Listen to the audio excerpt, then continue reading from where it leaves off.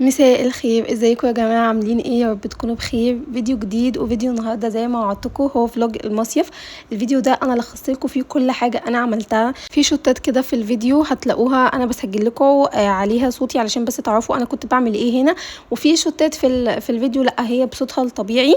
المهم احنا هنا كنا في الطريق، وزي ما قلت لكم الفيديو اللي فات انا مسافره بورسعيد، وتحديدا مكان اسمه بورتو سعيد. المكان ده تقريبا عباره عن منتجع كده، في شاليهات كتير قوي، في فنادق كمان. يعني انا لما روحت هناك اكتشفت ان في فنادق، ففي حاجات كتير قوي، والمكان اقل ما يقال عليه ان هو تحفه. انتوا هتشوفوا كل حاجه معايا دلوقتي.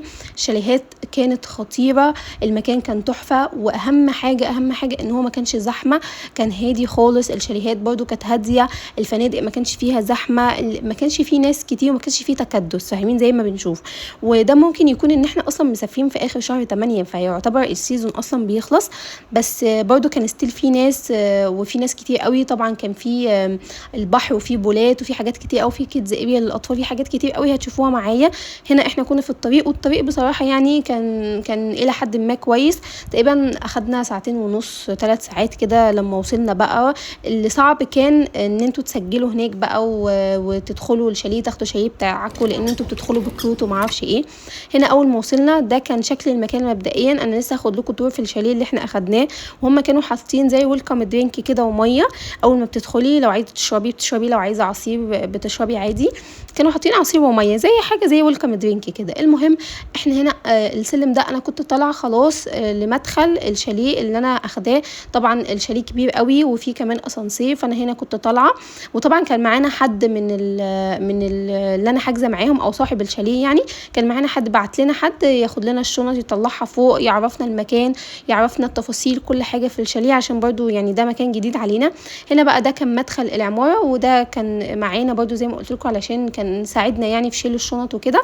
وكان واخدنا على الشاليه بتاعنا. طبعا كل شاليه بيكون ليه المفتاح بتاعه والرقم بتاعه، لانه زي ما انتم شايفين الشاليهات كلها شبه بعضها، كلها انتوا في مدخل كل الشاليهات شبه بعضها. هنا اول ما دخلنا الشاليه انا انبهرت يا جماعه، وهنا قلبي ارتاح بقى، لان زي ما انتم عارفين انا اللي كنت حاجزه الشاليهات دي، فكنت قلقانه قوي قوي. المهم هنا بقى في اول الشاليه كان المطبخ زي ما وريتكم، بعد كده ده ريسبشن او صاله، بعد كده دي البلكونه، والبلكونه كانت قعدتها تحفه، وهوريكم الفيو دلوقتي خطير بجد تحفه. هنا بقى كان البلكونه زي ما بقول لكم واسعه قوي، وقعدتها كانت كويسه قوي. وهنا يا جماعه الفيو زي ما انتم شايفين، في كيدز اريا، في حمام سباحه كبير، في ملعب كبير قوي قوي. والملعب ده اكتشفت ان هم بيدربوا فيه اصلا كوره، وحمام السباحه ده برضو بيدربوا فيه سباحه وكده، في اطفال بتيجي وبيدربوهم سباحه. بس ده كان الفيو كان خطير يا جماعه. تقريبا الملعب ده للناس، للملاك، يعني الملاك في المكان ده هم اللي اطفالهم بينزلوا يتدربوا وكده. مش اي حد بينزل الملعب ده بصراحه، يعني احنا ما عرفناش ننزل. المهم يعني ده كان الفيو بتاع الشاليه. هاخدكم بقى تور في الشاليه كله. الشاليه كان ولا غلطه زي ما قلت لكم، الالوان كانت هاديه قوي، التشطيب بتاعه كان تحفه. دي اول اوضه كانت في الشاليه، انا كنت حاجزه الشاليه اوضتين ومطبخ وحمام وصاله. دي اول اوضه كانت زي اوضه الاطفال كده، فيها سريرين. طبعا الشاليه كله مكيف بالكامل، كل مكان فيه تكييف.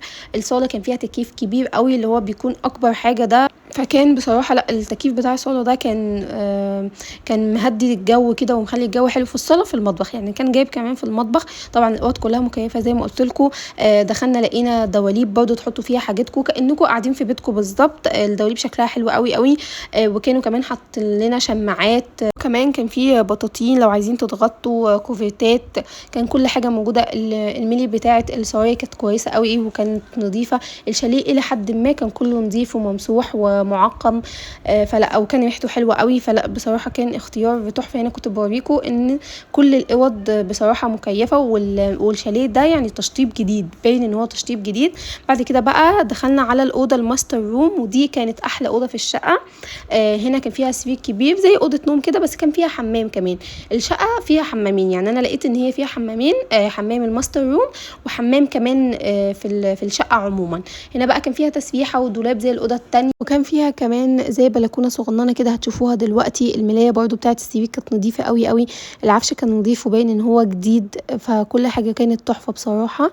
وهنا كنت بوريكم الدولاب كان كبير قوي وحلو قوي، يعني اخد كل لبسنا. وهوريكم دلوقتي البلكونه كمان شويه. البلكونه صغننه قوي يعني برده بتطل على نفس الفيو اللي انا وريته لكم من البلكونه الكبيره.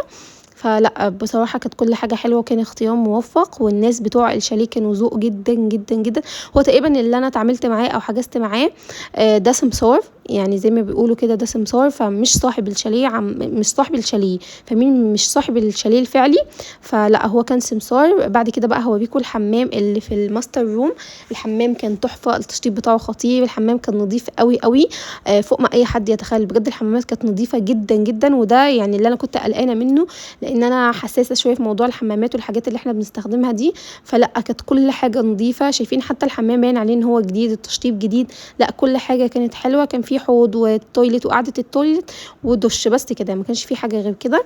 بس لا بصراحه توتالي يعني الحمامين بصراحه كانوا نضاف جدا جدا، بس حمام الماستر روم كان انضف من الحمام التاني، او كان احلى شويه من الحمام التاني. الحمامات كلها شبه بعضها والتشطيب كله شبه بعضه. هنا بقى كنت بوريكم شكل المرايات والحوض والحاجات دي، وطلعت تاني على الماستر روم بقى علشان اطلع منها واوريكم الحمام التاني. ده كده الحمام التاني برضو نفس التشطيب نفس كل حاجه، بس السخان اللي كان في الحمام الاول ما كانش شغال، فاحنا كنا بنيجي ناخد شاور هنا. وده نفس المرايه نفس الحوض نفس كل حاجه. هنا بقى المطبخ هاخد لكم فيه تور بسيطه كده. المطبخ يا جماعه زي ما انتم شايفين يا جماعه، انا ربنا نصرني والشاليه طلع تحفه فوق التحفه بشويه بالنسبه لسعره يعني، او بالنسبه للمبلغ اللي احنا دافعينه. المهم احنا السفريه دي نتفق ان احنا مش هنركز في كواليتي التصوير ولا في شكلي ولا في اي حاجه، علشان انا حاطه التليفون كده يعني بزاويه مش عارفه اظبط الزوايا، وما جبتش الستاند معايا وما جبتش اي حاجه بتصور، فانا حاطه التليفون كده بصراحه ما جهزتش للسفريه دي زي ما انا عايزه. المهم انا جايبه معايا الشنطتين دول، دي بتكون شنط شفافه كده وحاطه فيها كل الحاجات، فرستها دلوقتي على التسريحه هنا علشان تبقى سهله في الاستعمال.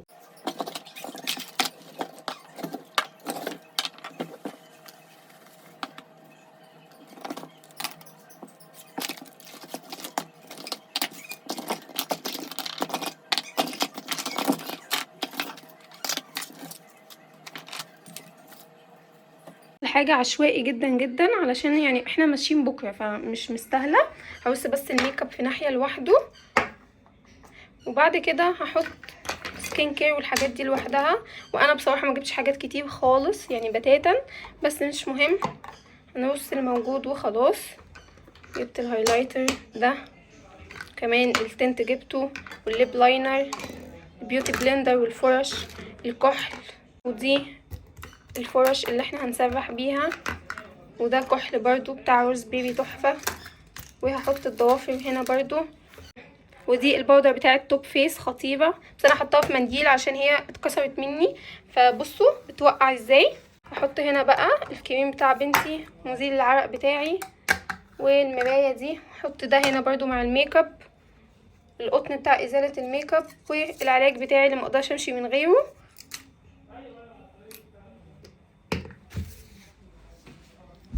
وبس كده دي شكل التسريحه، ودي كل الحاجات اللي انا جبتها. انا بصراحه ما شلتش حاجات كتير خالص، بس كده دي كده شكل التسريحه بعد ما خلصتها.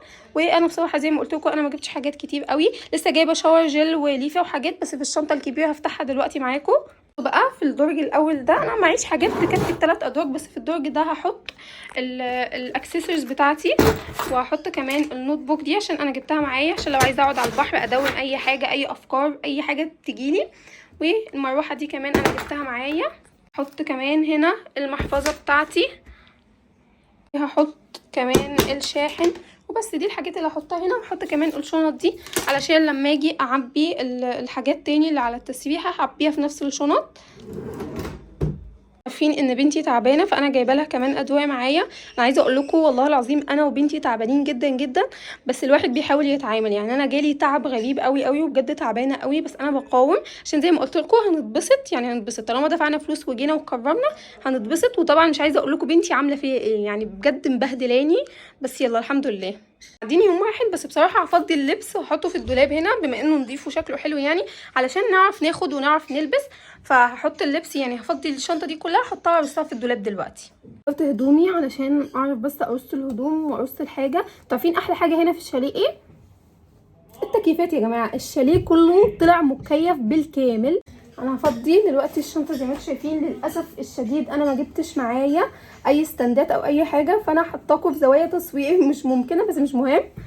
هعلق بس اللبس كده، طبق بس لبس بنتي اللي انا جبته علشان كل حاجه تكون مظبوطه. يعني انا ناخد الهدوم بسهوله. انا كنت ممكن ما اطبقش حاجه واسيب كل حاجه في الشنطه، بس انا بصراحه بحب النظام والترتيب فهرتب كل حاجه. مسا حماس للمصيف ده، ان شاء الله ان شاء الله اعرف اصور لكم كل تفصيله بتحصل. انا هرتب الاوضه دلوقتي، وبعد كده هننزل نتغدى مع اخوالي واهلي، وبعد كده هنطلع تاني عشان نلبس بقى ونشوف اليوم هيبقى فيه ايه. انا لسه ما اعرفش اي حاجه ولسه ما اعرفش انا هعمل ايه في اليوم النهارده.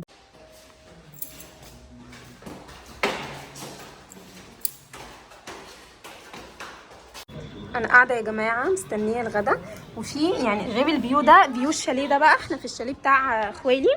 الفيو في قدامه بول صغنن كده وده شكله، بس بصراحه الفيو بتاعنا احنا احسن.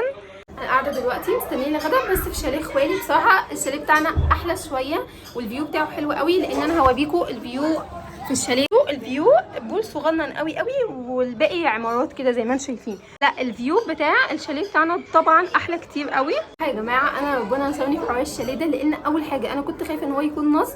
تاني حاجه كنت خايفه حتى لو مش نصب ان الشاليه يكون مش كويس. بس الصراحه الشاليهات مكيفه، نظيفه قوي قوي، الحمامات نظيفه قوي، الاوض نظيفه. انا بصراحه مبسوطه قوي. ده بقى وقت الغدا، وكنا عاملين سلطات ومخللات وفراخ مشويه ورز بسمتي، ومرات خالي عملت شوربه لسان عصفور. بصراحه يعني هم اللي جهزوا الاكل ده كله. احنا بصراحه ما جهزناش اي حاجه خالص، ما جبتش معايا اكل خالص زي ما قلت لكم. فبصراحه يعني تسلم ايديهم، الاكل كان تحفه فوق التحفه بشويه. عارفين بقى اكل المصيف بقى واكل اللمه والحاجات دي. عشان كده والله يا جماعه انا بحب المصايف اللي بتبقى عائلات كده. انا بحب الاجواء دي لان انا مفتقداها، دايما قاعده لوحدي، انا في بيت لوحدي، فلا اما يعني ما بختلطش بالناس قوي. فانا بحب لما اخرج مع ناس كده. المهم ده بقى كان شكل اكلي انا وجوزي بقى. نتغاضى عن بنت خالي اللي حاطه رقبه في الطبق ومقتنعه ان هي هتاكلها بس. المهم فهنا بقى كنت باكل، وطبعا التيشيرت بتاعي بنتي كبت عليه ميه. انا لو اقول لكم انا اتهنت ازاي من بنتي في السفريه دي والله العظيم ما هتصدقوا بجد على اللي حصل فيا. ما علينا، بس حاولت اتاقلم وانا فخوره بنفسي جدا. يعني ان انا كنت بعدي طول السفريه بقى بعدي عشان اتبسط.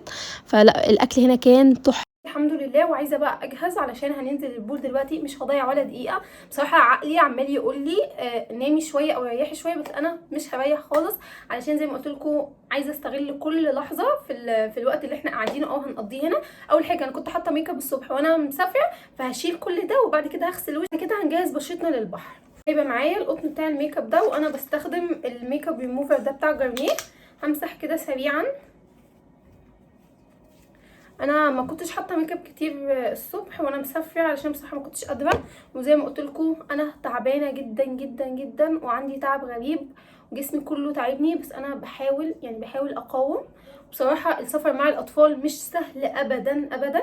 بنتي بجد بهدلتنا وعيانه. يعني السفر مع الاطفال طفل وعيان، فلكم ان تتخيلوا انا بيحصل فيا ايه دلوقتي. بس مش مهم يا جماعه، بنحاول نتبسط ونعمل اللي علينا، وان شاء الله ان شاء الله ربنا يهديها ويعدي السفريه دي على خير. انه انا حتى غسول البشره ما جبتوش من كتر ما انا كنت مضغوطه امبارح، وبنتي كانت تعبانه قوي قوي امبارح. كنت قاعده بيها، فانا مجهزه الشنطه حوالي الساعه 11 ونص 12 كده، وما حطيتش حاجات كتير وما جبتش معايا حاجات كتير. حتى ما جبتش الميك اب كله، ما جبتش السكين كير، مش عارفه ليه. اتمنى تكونوا شايفيني، بس انا زي ما قلت لكم نسكيب الفيديو ده. شكلنا زوايا التصوير الكواليتي نسكيب كل حاجه، عشان بصراحه انا مش معايا اي معدات تصوير خالص. انا شلت كل الميك اب، هروح بقى اغسل وشي وبعد كده هجيلكم علشان نجهز بشرتنا بقى للبحر. وشي اهم حاجه احطها على وشي هي الصن بلوك، وهكتر يا جماعه، مش هحط اكتر ولا اقل. هو صن بلوك شويه تنت وخلاص على كده، علشان انا هنزل الميه مش عايزه طبعا ابهدل الدنيا. طبعا الطرحه اتبهدلت. احط يا جماعه كمان على ايدي وهاخده معايا كمان على البول تحت. هو خلاص يعني الشمس خلاص بتروح، الساعه دلوقتي 5، فالشمس خلاص بتروح، بس برضو تحسبا لاي حاجه تحصل. احط بس سريعا شويه تنت كده عشان انا ما بشوفش وشي من غيره بصراحه، بحبه قوي، بيدي حياه ونضاره للبشره كده اسرع ما يمكن. شويه ليب جلوس صغننين وبس كده، مش هحط حاجه اكتر من كده. هلبس بقى المايو وارجع لكم تاني. ده كده يا جماعه شكل المايو، قولوا رايكم فيه. طبعا مش عارفه اجيب كده التصوير يجيبني كلي، بس هو شكله حلو قوي وعاجبني.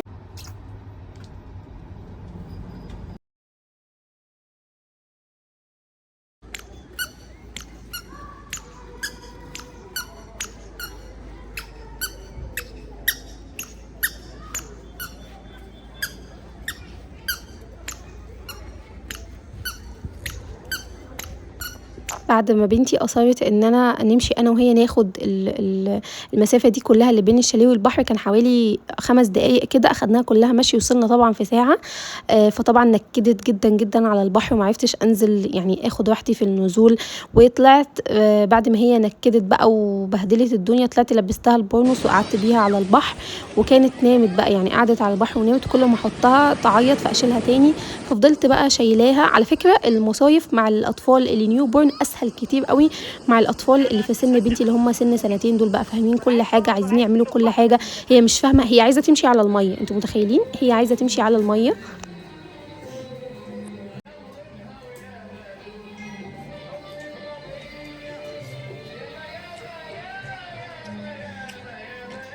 رجعنا يا جماعه من البحر. دي اول مره واخر مره هنزل ببنتي البحر، لان انا بجد انا مش عايزه احكي لكم انا اتبهدلت قد ايه، بس الصراحه اتبسطت يعني. البحر كان حلو، اجواء حلوه قوي. غيرت بقى، اخدت شاور وغيرت ولبست البيجامه كده عشان مش هنزل دلوقتي خالص، يعني هنريح ساعتين كده، وبعد كده هننزل على الساعه 1 بالليل كده بقى، نجرب المطاعم اللي تحت والكافيهات، نشرب حاجه، نسهر على البحر، لان انا بصراحه بالنسبه لي البحر يعني بالليل. وهدخل دلوقتي بس اعمل اي حاجه سخنه نشربها لينا كلنا، في اللي عايز شاي وفي اللي عايز نسكافيه، فانا هعمل لي انا نسكافيه سخن. كنت عايزه اعمل ايس كوفي بس بصراحه انا بردانه قوي قوي، فهعمل نسكافيه سخن وهعمل شاي للي عايز. ماما بقى كانت جايبه اطباق كوبايات اقصد اللي هي ورق دي، فقلت هعمل فيها هعمل ليهم كلهم بقى نسكافيه فيها بدل ما نوسخ اطباق. هو الشاليه بصراحه كان فيه كوبايات واطباق، بس المج الشفاف اللي انتوا شايفينه ده انا جايباه معايا من بيتي، عشان انا مش هستخدم الكوبايات ولا الاطباق بتاعتهم بصراحه اللي في الشاليه. فانا كنت جايبه الاطباق معايا زي ما جهزت معاكم، وكنت جايبه الكوبايات بتاعتي معايا. وهنا كنت بوريكم ان ماما بجد حاطه السكر في برطمان صلصه، فعشان نعرف ناخده معانا او نشيله. وكنت جايبه مضرب النسكافيه معايا، وطبعا ما فيش اي امكانيات هنا بربع جنيه، فانا كنت بعبي اللبن بكوبايه تانية وافضي في كل الكوبايات. بس والله العظيم يا جماعه على قد ما الامكانيات كانت قليله جدا، واحنا ما كناش متجهزين قوي للسفريه، ما كانش معانا اي حاجه، على قد بصراحه ما كانت الاجواء حلوه، لانه احنا كنا عيله كده واجواء مع بعض وناس مع بعض، فكل واحد فينا كان اخد شاليه، بس كنا بنتجمع طبعا مع بعض، قاعدين طول اليوم مع بعض، ما كناش بنسيب بعض ابدا، وبناكل وبنشرب سوا.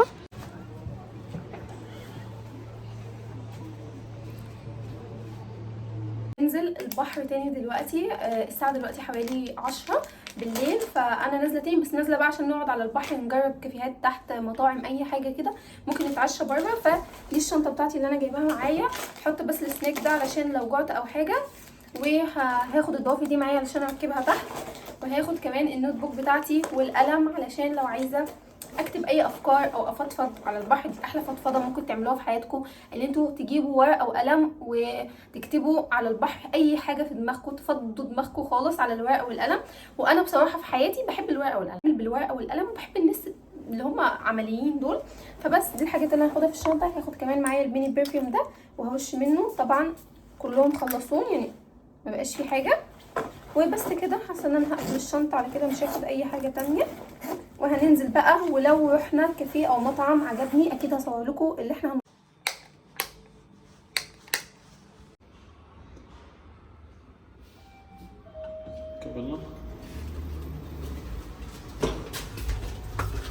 انا بقى كنت بوريكم الضوافر اللي انا ركبتها. الضوافر دي من شي جلام، كانت تحفه، بس طبعا وقعت مني، يعني انا فكيتها بعد ما ركبتها بحوالي 10 دقايق، وقعت مني ما استحملتهاش.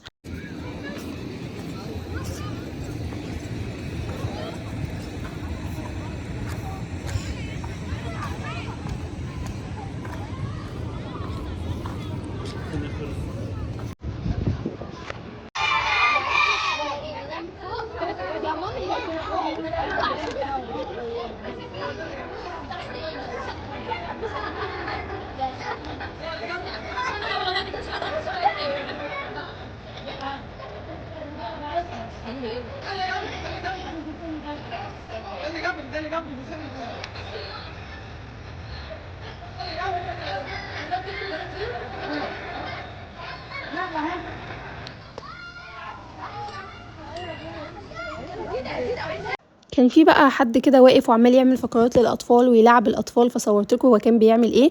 رحنا بقى على الكافيه ده، والكافيه ده كان تبع فندق، فطبعا اسعاره سياحيه، الاسعار كانت غاليه قوي قوي، بس المنيو بتاعه بصراحه كان خطير. فقلت مش مهم يعني، احنا طلبنا ازازه ميه في الاول، فطبعا ازازه الميه طلعت ان هي ب50 جنيه زي ما تعرفوا كمان شويه. المهم فلما شفت المنيو قلت ماشي اوكي، انا كنت ممكن احاسب على ازازه الميه وامشي، بس قلت لا يعني اشوف المنيو. فلما لقيت المنيو شكله بجد يفتح النفس، قلت هطلب يعني هطلب. المهم طلبت اللي هو ايس بوبا بلو بيبي. مساء الخير. ازازه الميه دي ب30 جنيه، غير ان هي هيتحط عليها ضريبه وهيتحط عليها خدمه، فالازازه دي وقف علينا ب50 جنيه. شكرا. هنا كان المشروب جه، وطبعا انتوا خمنتوا صح، المشروب كان طعمه استغفر الله العظيم يا رب، بس انا كنت دافع فيه مبلغ وقدره، فاضطريت ان انا اشربه. فمش كل حاجه، وهنا انا اتعلمت درس، مش كل حاجه غاليه تبقى حلوه. بعد كده بقى اتمشينا، كان في ركوب عجل، بتأجري سكوتر، كل حاجه بتتأجر هناك، وكان في فرق كمان يعني ناس كانت بتغني وبترقص وكده. المهم انا ما حضرتش كل ده وروحت على طول، بس كده انا حاولت اصور لكم كل حاجه انا عملتها في المصيف، وده كان تصوير يوم واحد بس لان انا تاني يوم ما صورتش. قولوا رايكم في الفيديو تحت، واشوفكم ان شاء الله في فيديو جديد على خير. باي باي.